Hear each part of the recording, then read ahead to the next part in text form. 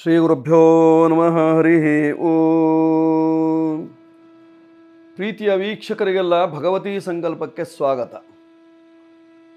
ಹರೇ ರಾಮ. ಮನೋಜವಂ ಮಾರುತತುಲ್ಯ ವೇಗಂ ಜಿತೇಂದ್ರಿಯೋ ಬುದ್ಧಿಮತಾಂ ವರಿಷ್ಠಂ ವಾತಾತ್ಮಜಂ ವಾನರಯೂಥ ಮುಖ್ಯಂ ಶ್ರೀರಾಮದೂತಂ ಶಿರಸಾ ನಮಾಮಿ. ಶ್ರೀ ಆಂಜನೇಯ ಸ್ವಾಮಿನೇ ನಮಃ. ಆತ್ಮೀಯರೇ, ಇಂದು 8ನೇ ತಾರೀಕು 8ನೇ ತಿಂಗಳು 2026ನೇ ಇಸ್ವಿ, ವಾರ ಶನಿವಾರವಾಗಿದೆ. ಈ ದಿವಸ ಪಂಚಾಂಗ ಹೇಗಿದೆ, ಈ ದಿವಸದ ಗ್ರಹಗಳ ಸ್ಥಿತಿಗತಿಗಳೇನು, ಈ ದಿವಸದ ರಾಶಿಫಲ ಯಾವ ರೀತಿಯಲ್ಲಿದೆ ಹೇಳುವಂತಹದ್ದನ್ನು ವೀಕ್ಷಣೆ ಮಾಡೋಣ. ಮೊದಲು ಪಂಚಾಂಗ. ಸ್ವಸ್ತಿ ಶ್ರೀ ವಿಜಯಾಭ್ಯುದಯ ನೃಪಶಾಲಿ ವಾಹನ ಗತಶಕ ವರ್ಷ 1948ನೇ ಮಂಗಳಕರ ಪರಾಭವನಾಮ ಸಂವತ್ಸರದ ದಕ್ಷಿಣಾಯಣ ಗ್ರೀಷ್ಮ ಋತು ಆಷಾಢ ಮಾಸದ ಕೃಷ್ಣ ಪಕ್ಷದ ದಶಮಿ ತಿಥಿಯಾಗಿರತಕ್ಕಂಥದ್ದು. ವಾರ ಶನಿವಾರವಾಗಿದೆ. ಈ ದಿವಸ ನಕ್ಷತ್ರ ರೋಹಿಣಿ ನಕ್ಷತ್ರ ಇದೆ. ಈ ದಿವಸದ ಯೋಗವನ್ನು ನಾವು ನೋಡುವಾಗ ಧ್ರುವನಾಮ ಯೋಗ, ಉಪರಿ ವ್ಯಾಘಾತ ನಾಮ ಯೋಗ ಇರತಕ್ಕಂಥದ್ದು, ಭದ್ರಾಕರಣ ಇರತಕ್ಕಂಥದ್ದು ಇಂದಿನ ಪಂಚಾಂಗ. ಹೀಗಿರುವಾಗ ಇವತ್ತಿನ ದಿನದ ವಿಶೇಷತೆಯಲ್ಲಿ ನಾವು ನೋಡುವಾಗ ಸ್ಮಾರ್ತ ಏಕಾದಶಿ, ಸ್ಮಾರ್ತರಿಗೆ ಇಂದೇ ಏಕಾದಶಿ ಆಗಿರತಕ್ಕಂಥದ್ದು. ಜೊತೆಯಲ್ಲಿ ಅಮೃತ ಸಿದ್ಧಿ ಯೋಗ ಇವತ್ತಿನ ದಿವಸ ತುಂಬ ವಿಶೇಷವಾಗಿರತಕ್ಕಂತಹ ದಿವಸ. ಯಾಕೆ ಅಮೃತ ಸಿದ್ಧಿ ಯೋಗ? ಶನಿ ರೋಹಿಣಿ ಚ ಹೇಳುವ ಆಧಾರದಂತೆ ಶನಿವಾರ ದಿವಸ ರೋಹಿಣಿ ನಕ್ಷತ್ರ ಬಂದಿದ್ದರಿಂದ ಇಂದಿನ ದಿವಸ ಅಮೃತ ಸಿದ್ಧಿ ಯೋಗ ಇದೆ. ಯೋಗದ ಫಲವನ್ನು ಅನುಭವಿಸಬಹುದು ಅಥವಾ ಅದನ್ನು ಸಾಕಾರಗೊಳಿಸಿಕೊಳ್ಳಲಿಕ್ಕೆ ಅವಕಾಶ ಇರತಕ್ಕಂಥದ್ದು. ಹೀಗಿರುವಾಗ ಇವತ್ತಿನ ಖಗೋಳದ ಗ್ರಹ ಸ್ಥಿತಿಯನ್ನು ನಾವು ನೋಡುವಾಗ ಮೇಷರಾಶಿ ಶೂನ್ಯ, ವೃಷಭವೂ ಶೂನ್ಯ, ಮಿಥುನ ರಾಶಿಯಲ್ಲಿ ಇವತ್ತಿನ ದಿವಸ ಕುಜ ಇದ್ದಾನೆ. ಬುಧನು ಈಗಾಗಲೇ ಮುಂದಿನ ರಾಶಿಯಾದಂತಹ ಕರ್ಕಾಟಕ ರಾಶಿಯನ್ನು ಪ್ರವೇಶ ಮಾಡಿದ್ದಾನೆ. ಗುರುವಿನ ಜೊತೆಯಲ್ಲಿ ರವಿಯ ಜೊತೆಯಲ್ಲಿದ್ದಾನೆ. ಗುರು ಉಚ್ಚನಾಗಿದ್ದಾನೆ. ರವಿ ಉದರ ಯುತಿ ನಿಪುಣ ಯೋಗವಾಯಿತು. ಸಿಂಹರಾಶಿಯಲ್ಲಿ ಕೇತು ಜೊತೆಯಲ್ಲಿ ಮಾಂದಿ. ಹಾಗಂತ ಇವತ್ತಿನ ದಿವಸ ವಿಶೇಷವಾಗಿ ಕೇತು ಮಾಂದಿಯರ ಯುತಿ ಇದೆ ಸಿಂಹರಾಶಿಯಲ್ಲಿ. ಕನ್ಯಾ ರಾಶಿಯಲ್ಲಿ ಶುಕ್ರನಿದ್ದಾನೆ ನೀಚ ಸ್ಥಾನದಲ್ಲಿ. ತುಲಾ, ವೃಶ್ಚಿಕ, ಧನು, ಮಕರ ಈ ರಾಶಿಗಳೆಲ್ಲ ಶೂನ್ಯ ರಾಶಿ ಆಗಿರತಕ್ಕಂಥದ್ದು. ಕುಂಭರಾಶಿಯಲ್ಲಿ ಎಂದಿದಂತೆ ರಾಹು, ಮೀನರಾಶಿಯಲ್ಲಿ ಶನಿ ಮಹಾತ್ಮ. ಇದು ಇಂದಿನ ಖಗೋಳದ ಗ್ರಹಸ್ಥಿತಿ ಆಗಿರತಕ್ಕಂಥದ್ದು. ಹೀಗಿರುವಾಗ ಮೇಷಾದಿ 12 ರಾಶಿಗಳ ಫಲ ಯಾವ ರೀತಿಯಲ್ಲಿ? ಮೊದಲು ಮೇಷರಾಶಿ. ಮೇಷರಾಶಿಯವರ ಫಲವನ್ನು ನೋಡುವಾಗ ನಿಮ್ಮ ರಾಶಿಯ ಅಧಿಪತಿಯಾಗಿರ್ತಕ್ಕಂತಹ ಕುಜ ತೃತೀಯ ಭಾವದಲ್ಲಿದ್ದದ್ದರಿಂದ ಕುಟುಂಬದ ತೃತೀಯ ವ್ಯಕ್ತಿಗಳಿಗೆ ತೊಂದರೆಯಾಗುವಂತಹ ಸಾಧ್ಯತೆ ಇರತಕ್ಕಂಥದ್ದು.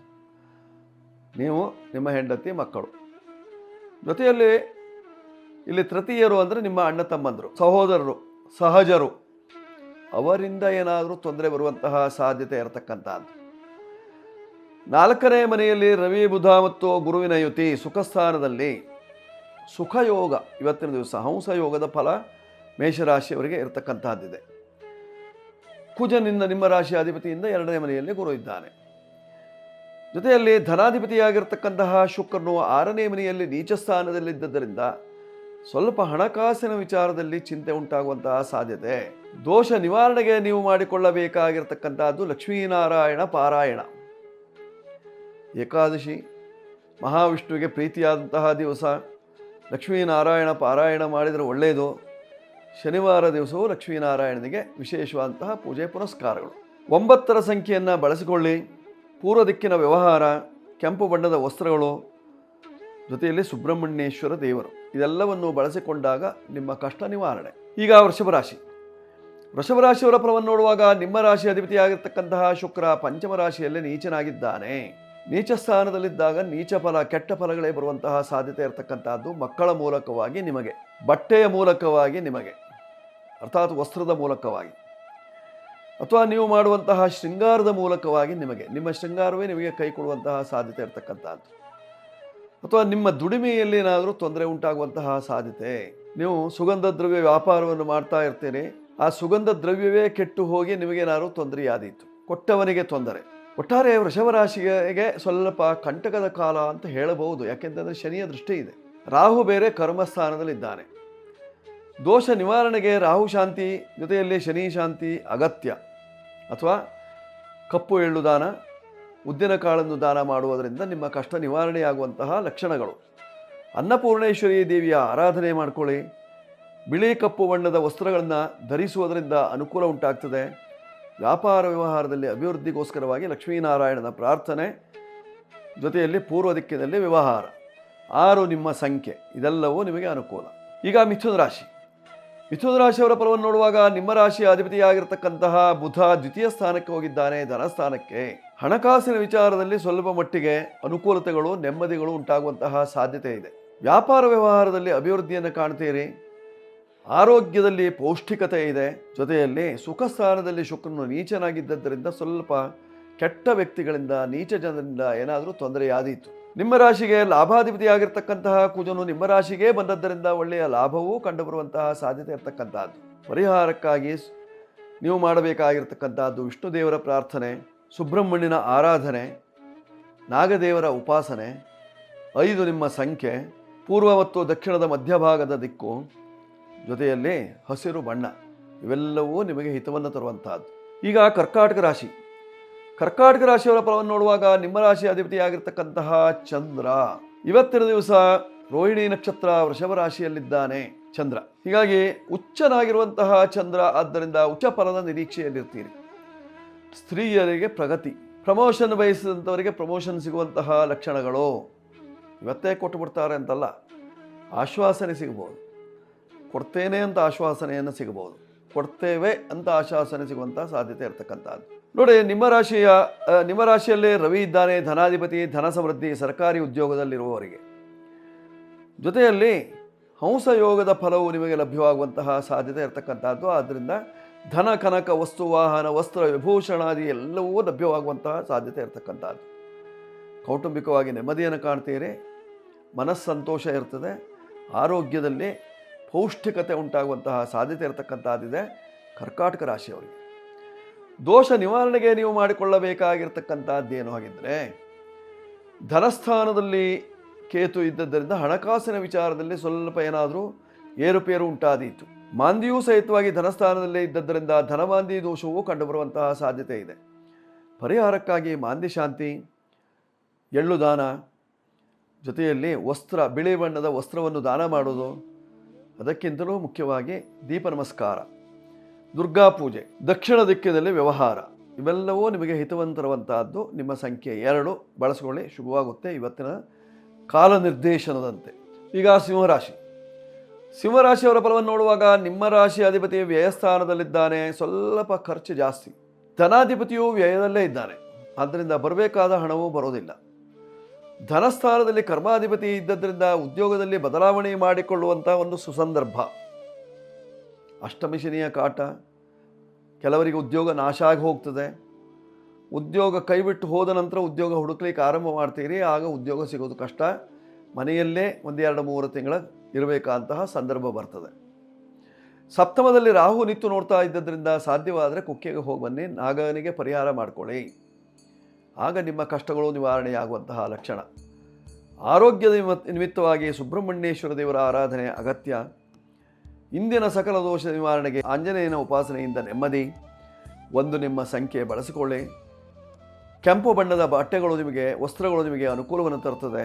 ವಿಧ ವಿಧವಾದಂತಹ ಕೆಂಪು ಬಣ್ಣಗಳಿದ್ದಾವೆ. ಆ ರೀತಿಯಾದಂತಹ ಬಟ್ಟೆಗಳನ್ನು ನೀವು ಧರಿಸುವುದರಿಂದ, ದಾನ ಮಾಡುವುದರಿಂದ ನಿಮಗೆ ಅನುಕೂಲ ಉಂಟಾಗ್ತದೆ.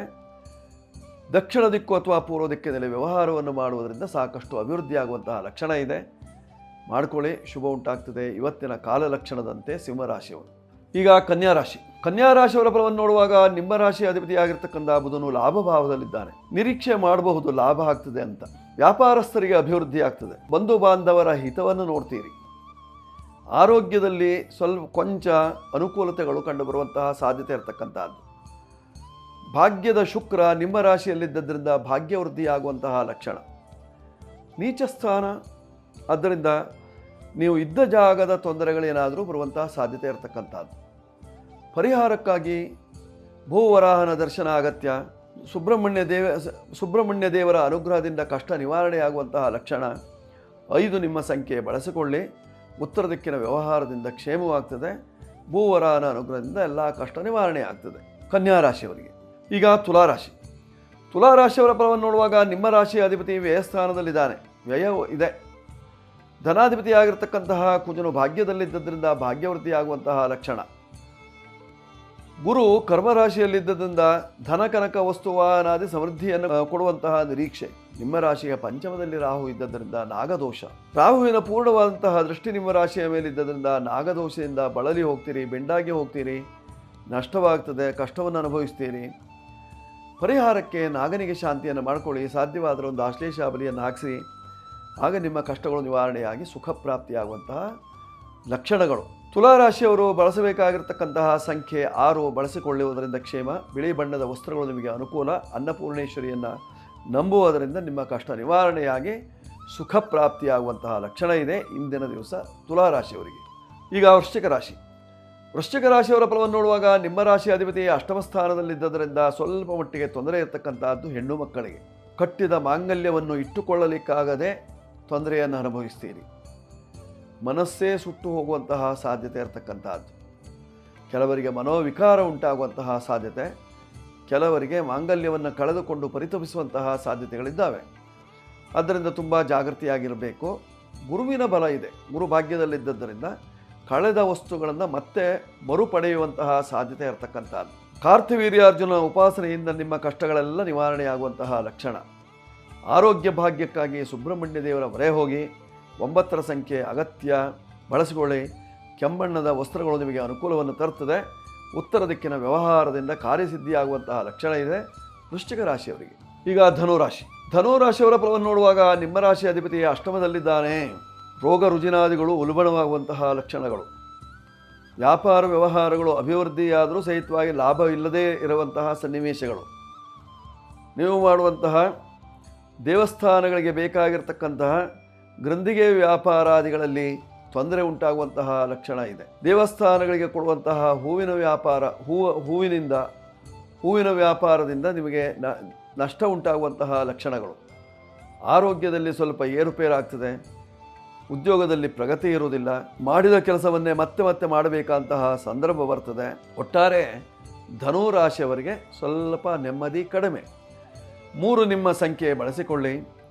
ರಾಯರ ಸೇವೆಯನ್ನು ಅನವರತವಾಗಿ ಮಾಡುವುದರಿಂದ ನಿಮ್ಮ ಕಷ್ಟಗಳು ದೂರವಾಗ್ತದೆ. ನೀವು ಇಂದಿನ ದಿವಸ ಆಂಜನೇಯನ ಹನುಮಾನ್ ಚಾಲಿಸಾವನ್ನು ಓದುವುದರಿಂದ ಕಷ್ಟ ನಿವಾರಣೆಯಾಗುವಂತಹ ಲಕ್ಷಣ. ಉತ್ತರ ದಿಕ್ಕಿನ ವ್ಯವಹಾರ, 3 ಸಂಖ್ಯೆ ಇದೆಲ್ಲ ಬಳಸಿಕೊಳ್ಳುವುದರಿಂದ ಆರೋಗ್ಯಕ್ಕೆ ಒಳ್ಳೆಯದು. ಈಗ ಮಕರ ರಾಶಿ. ಮಕರ ರಾಶಿಯವರ ಫಲವನ್ನು ನೋಡುವಾಗ ನಿಮ್ಮ ರಾಶಿಯ ಅಧಿಪತಿ ತೃತೀಯ ಭಾವದಲ್ಲಿದ್ದಾನೆ, ಶುಕ್ರನಿಂದ ದೃಷ್ಟಾರನಾಗಿದ್ದಾನೆ. ಹೀಗಿರುವಾಗ ಕೆಲಸಗಾರರಿಗೆ ಪ್ರಮೋಷನ್ ಸಿಗುವಂತಹ ಸಾಧ್ಯತೆ ಇರತಕ್ಕಂತಹದ್ದು. ಗುರುವಿನಿಂದ ದೃಷ್ಟಾರನಾದ್ದರಿಂದ ಕೆಲಸಗಾರರಿಗೆ ವಿಶೇಷವಾದಂತಹ ಕೆಲಸ ಕಾರ್ಯಗಳು ಲಭ್ಯವಾಗುವಂತಹ ಸಾಧ್ಯತೆ. ಭೃತ್ಯ ವರ್ಗದವರಿಗೆಲ್ಲ ಅನುಕೂಲತೆಗಳು ಉಂಟಾಗುವಂತಹ ಸಾಧ್ಯತೆ ಇದೆ. ವ್ಯವಹಾರದಲ್ಲಿ ಸಾಕಷ್ಟು ಅಭಿವೃದ್ಧಿಯನ್ನು ಕಾಣ್ತೀರಿ.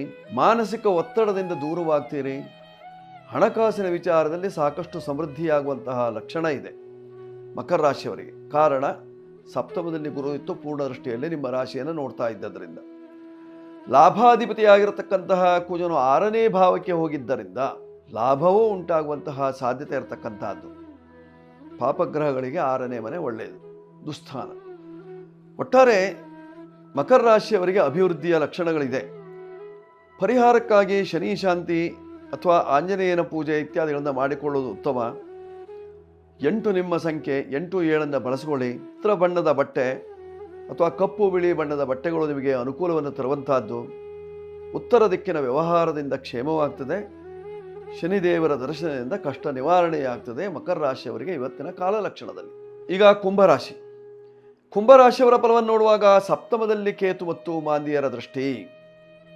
ಒಂದು ದೃಷ್ಟಿಯಲ್ಲಿ ನೋಡುವಾಗ ಮಾಂದಿ ನಿವೃತ್ತಿಯಲ್ಲಿ, ಆದರೆ ಕೇತು 7ನೇ ಮನೆಯಲ್ಲಿ ಇದ್ದು ನಿಮ್ಮ ರಾಶಿಯಲ್ಲೇ ರಾಹು ಇದ್ದದ್ದರಿಂದ ವಿಷ ಸಂಬಂಧವಾದಂತಹ ತೊಂದರೆಗಳು ಅಥವಾ ವಿಷ ಪ್ರಾಣಿಗಳಿಂದ ಏನಾದರೂ ತೊಂದರೆಯಾದೀತು, ಅಥವಾ ನಾಗನ ಉಪದ್ರವ ಕಂಡುಬರುವಂತಹ ಸಾಧ್ಯತೆ, ಅಥವಾ ಇರಿಯುವ ಪ್ರಾಣಿಗಳು ನಿಮಗೆ ತೊಂದರೆಯನ್ನು ಕೊಡುವಂತಹ ಸಾಧ್ಯತೆ ಇರತಕ್ಕಂತಹದ್ದು, ಅಂದರೆ ಹಸು ಎಮ್ಮೆ ಇತ್ಯಾದಿ. ಧನಸ್ಥಾನದಲ್ಲಿ ಶನಿ ಇದ್ದದರಿಂದ ಹಣಕಾಸಿನ ವಿಚಾರದಲ್ಲಿ ಕೊಂಚ ತೊಂದರೆಗಳು. ಪರಿಹಾರಕ್ಕಾಗಿ ನೀವು ಮಾಡಿಕೊಳ್ಳಬೇಕಾಗಿರ್ತಕ್ಕಂಥದ್ದು ಸುಂದರಕಾಂಡ ಪಾರಾಯಣ ಅಥವಾ ಆಂಜನೇಯನ ಉಪಾಸನೆ, ಇದು ನಿಮಗೆ ಅನುಕೂಲ.